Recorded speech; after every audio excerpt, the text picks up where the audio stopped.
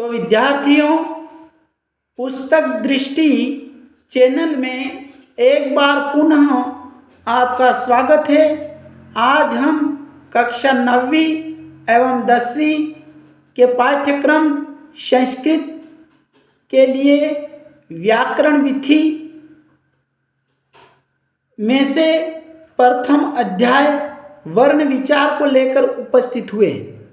संस्कृत व्याकरण में व्याकरण विधि पाठ्य पुस्तक का अध्ययन करना महत्वपूर्ण है और इसमें आपको महेश्वर सूत्रों एवं प्रत्याहारों का निर्माण किस प्रकार किया जाता है यह समझाया जाएगा।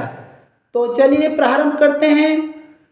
भाषा की सबसे छोटी इकाई को वर्ण कहते हैं। पाणिनि ने वर्णमाला को 14 सूत्रों में प्रस्तुत किया है। परंपरा के अनुसार महेश्वर ने अपने नृत्य की समाप्ति पर जो 14 बार डमरू बजाया उससे ये 14 ध्वनियां सूत्र पाणिनि को प्राप्त हुई। इसका तात्पर्य यह है कि जब महर्षि पाणिनि ने 14 सूत्रों को सूत्रबद्ध किया, उसके पहले भगवान शिव ने अपने नृत्य की समाप्ति पर 14 बार डमरू बजाया और उनसे जो ध्वनियां निकली उन्हीं ध्वनियों को लेकर उन्होंने 14 माहेश्वर सूत्रों को रचा। नृत्या व साने नटराज राजो नन्नाद ढक्काम नव पंचवारम अर्धुर्तुकाम सनकादि सिद्धा नेतद विमर्शे शिव सूत्र जालम। अर्थात भगवान शिव ने जो नृत्य करने के बाद 9 पंचवारम यानी 9 और 5 14 बार डमरू बजाया और जिनसे जो सूत्र प्रकट हुए वो सूत्र इस प्रकार हैं। ये सूत्र इस प्रकार हैं। पहला सूत्र है अ ई उ ण। दूसरा री री री री क। तीसरा ए ओ अंग। चौथा ऐ औ च। पांचवा ह य व र ट। छठा ल ण। सातवां यम य य म अं ण न म। आठवां झ भ य। नौवां घ ढ ध श। 10वां ज ब ग ड द श। 11वां ख फ छ ठ थ च ट त व। 11वां सूत्र में ज़्यादा वर्ण है ख फ छ ठ थ च ट त व। इस प्रकार जो अगले हमारे 11वें के बाद जो 12वां सूत्र है वो इस प्रकार हैं कि 12वां सूत्र क प य। 13वां श श स र एवं 14वां हल। इस प्रकार जो महेश्वर के जो सूत्र हैं वो 14 सूत्र हैं। अब एक बात ध्यान देने वाली है कि इसके पीछे जो वर्ण लिखे हुए हैं, ये जो वर्ण है यहाँ पर पहला जो सूत्र है अ ई ऊ ण, इसके पीछे अ ई उ, इन 3 वर्णों को बताया गया है जबकि ण नहीं बताया गया है। इसका मतलब या तात्पर्य यह है कि जब अपन प्रत्याहार बनाएंगे तो उसका अंतिम वर्ण किसी प्रत्याहार में सम्मिलित नहीं किया जाता है, इसलिए ये अलग से छूटे हुए हल वर्ण छोड़े गए हैं। अब यहाँ हम आगे अध्ययन करते हैं। आगे अध्ययन करने पर हमें ज्ञात होगा कि ये जब प्रत्येक सूत्र के अंत में, जब सूत्र है, प्रत्येक सूत्र के अंत में हल वर्ण का प्रयोग प्रत्याहार बनाने के उद्देश्य से किया गया है। जैसे अ, इ, ऊ, ण में ण हल वर्ण है, इन्हें प्रत्याहारों के अंतर्गत आने वाले वर्णों के साथ सम्मिलित नहीं किया गया है। अब बहुत सारे हमारे विद्यार्थियों को हो सकता है इस बात का पता नहीं हो हल वर्ण किससे कहेंगे। हल वर्ण का तात्पर्य है कि कोई भी शब्द अगर अपन लिखते हैं तो उसके पीछे सब वर्ण लिखते, क्षमा कीजिए, वर्ण लिखते, वर्ण में हम ये हलंत ये लगाते हैं। जैसे ल लिखा, ल के बाद ये लगा देते, ट लिखा, ट के बाद ये लिखा देते। इसका मतलब ये अपने हल वर्ण है। जैसे द लिखा, द के बाद ये, र लिखा, र के बाद ये, तो ये हल वर्ण होता है। तो हल वर्णों को सम्मिलित नहीं किया गया है। प्रत्याहार, माहेश्वर सूत्रों के आधार पर प्रत्याहारों का निर्माण किया जा सकता है। माहेश्वर सूत्रों के आधार पर विभिन्न प्रत्याहारों का निर्माण किया जा सकता है। प्रत्याहारों को प्रत्याहार दो वर्णों से बनता है, जैसे अच, इक, यण, अल, हल इत्यादि। इन प्रत्याहारों में आदि वर्ण से लेकर अंतिम वर्ण के मध्य आने वाले सभी वर्णों की गणना की जाती है। प्रत्याहार के अंतर्गत आदि वर्ण तो परिगणित होता है, किंतु अंतिम वर्ण को छोड़ दिया जाता है। समझने के लिए कुछ प्रत्याहार आगे दिए जा रहे हैं। अब यहाँ पर बताया गया है कि यथा अच, अच प्रत्याहार। अब अच प्रत्याहार में अ, इ, उ, री, री, ए, ओ, ऐ, औ है।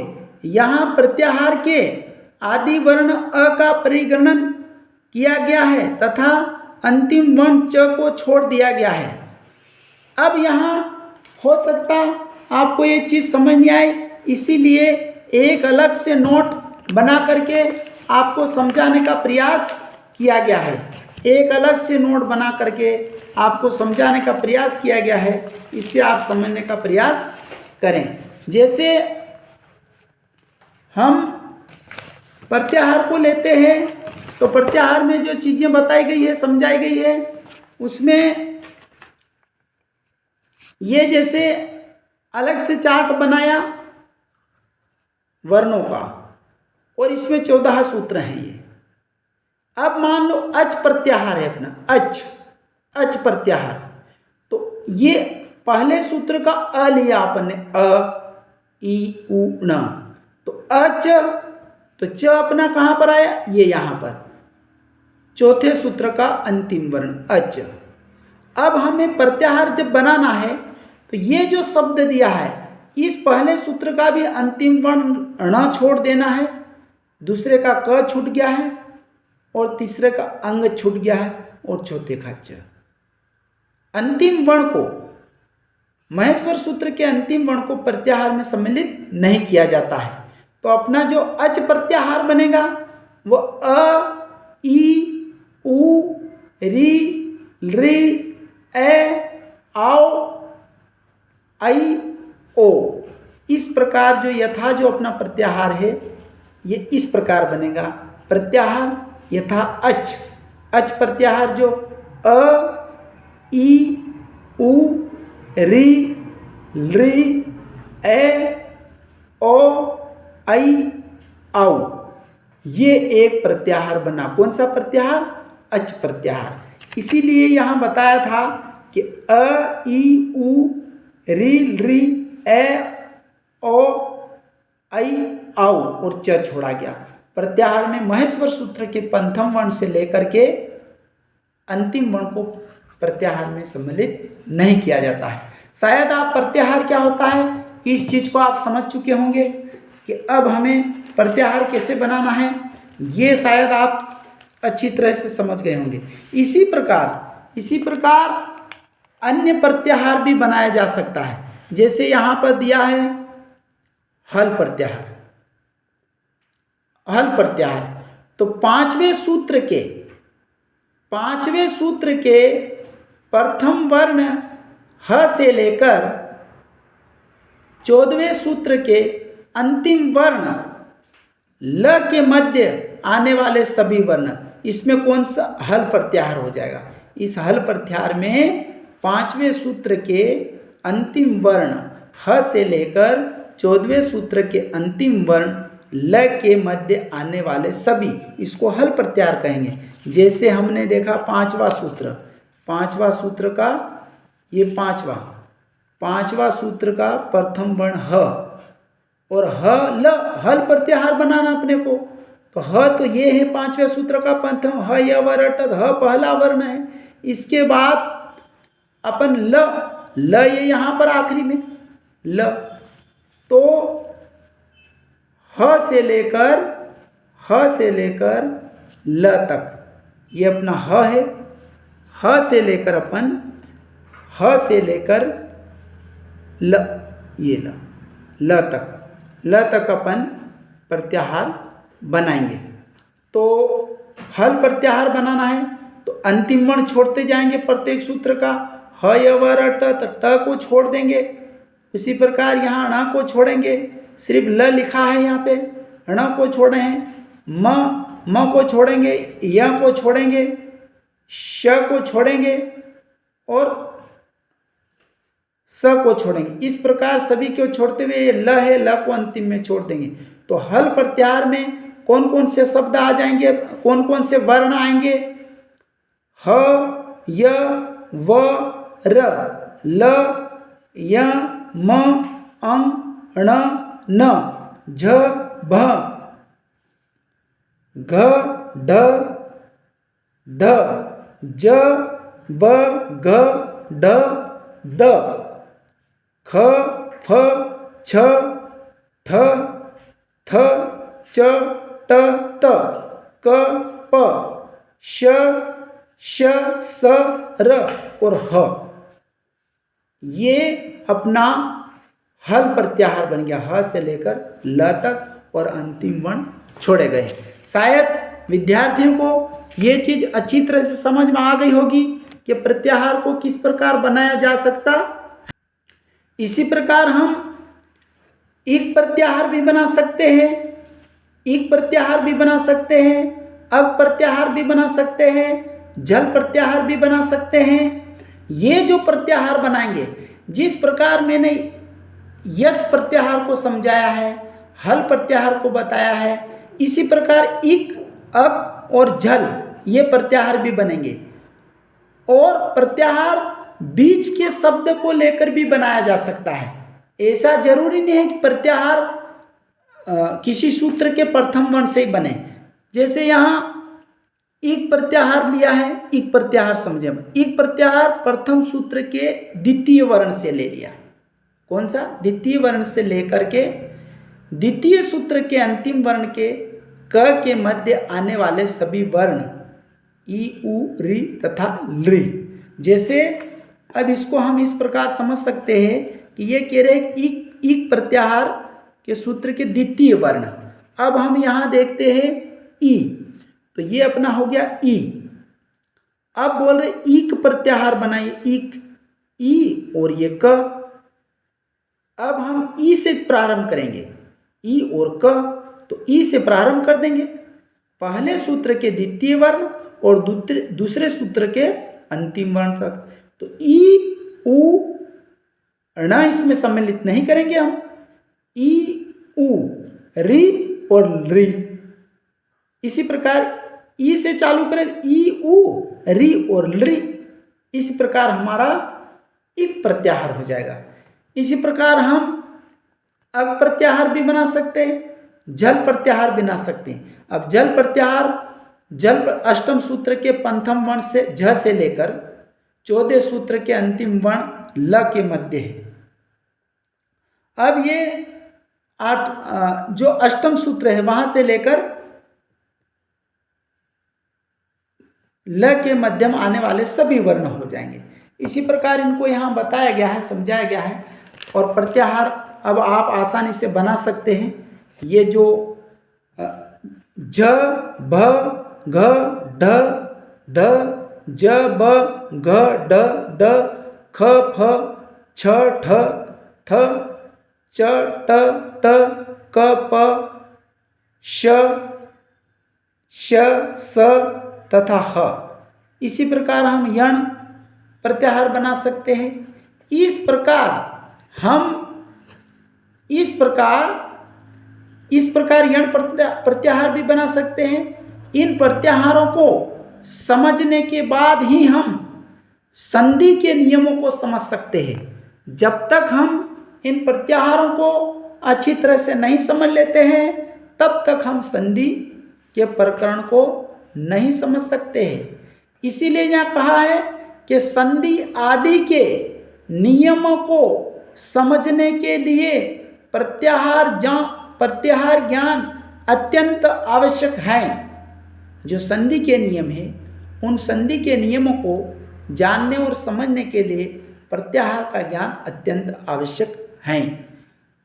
और संस्कृत व्याकरण में जब तक आप वर्णों से और संधि से परिचित नहीं होंगे तब तक आपको व्याकरण समझना बहुत कठिन लगेगा। हम सरलता से कठिनता की ओर समझाने का प्रयास कर रहे हैं। ये जो कंटेंट है, जो अध्यापक की परीक्षा देने चाह रहा है, जो संस्कृत विषय को लेकर अध्यापक पात्रता परीक्षा देने के लिए तैयारी कर रहे हैं, उनके लिए भी ये महत्वपूर्ण कंटेंट है। इससे आप नज़रअंदाज न करें। साथ ही कक्षा 9 और 10 के विद्यार्थी आगामी भावी अपने ज्ञान अर्जन के लिए भी इस कंटेंट को अच्छी तरह समझना आवश्यक है। वर्ण 2 प्रकार के होते हैं, स्वर तथा व्यंजन। अब स्वर तथा व्यंजन 2 प्रकार के होते हैं, स्वर तथा व्यंजन। लेकिन आपको महेश्वर सूत्र और प्रत्याहार बनाना इस कंटेंट में समझाया गया है। स्वर और व्यंजन को अगले कंटेंट में लेकर उपस्थित होंगे। लेकिन एक बार विद्यार्थियों की सुविधा के लिए हम पुनः इसको, और जो सूत्र है महेश्वर सूत्र, इन सूत्रों को आपको अच्छी तरह से याद करना होगा। ये या कहो कि मौखिक याद करना बहुत जरूरी है। जब तक आप इनको मौखिक याद नहीं कर पाते हैं तब तक आप इससे अच्छी तरह से नहीं समझ पाएंगे। एक बार हम इसको पुनः उच्चारण करने का प्रयास कर रहे हैं।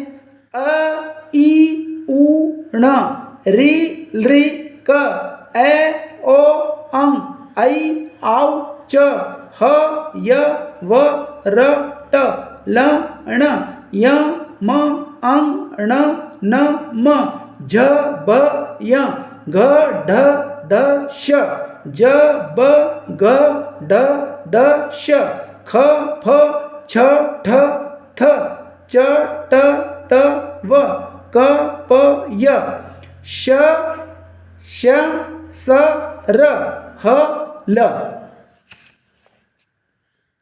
क प य श श स र ह ल। इस प्रकार इसको समझाने का प्रयास किया। महेश्वर सूत्र जब बनाते हैं तो ये अंतिम वर्ण हम प्रत्याहार जब बनाते हैं तो अंतिम वर्ण को छोड़ देते हैं। अब हम ये जो सूत्र जो आपको उच्चारण करके दिखाए हैं, इन सूत्रों को आप अच्छी तरह से याद कर लें ताकि आपको प्रत्याहार बनाने और संधि को समझने में कोई दिक्कत न हो। और इसी प्रकार पुस्तक दृष्टि चैनल में अगर यहाँ प्रस्तुत किया जाने वाला प्रत्येक कंटेंट अगर आपको अच्छा लगे तो पुस्तक दृष्टि चैनल को आप सब्सक्राइब जरूर करें। बहुत सारे विद्यार्थी मात्र इस चैनल के वीडियो देख करके इतिश्री कर देते हैं उनसे आग्रह है कि आप इस चैनल को सब्सक्राइब करें और अच्छी तरह से अध्ययन करें। धन्यवाद।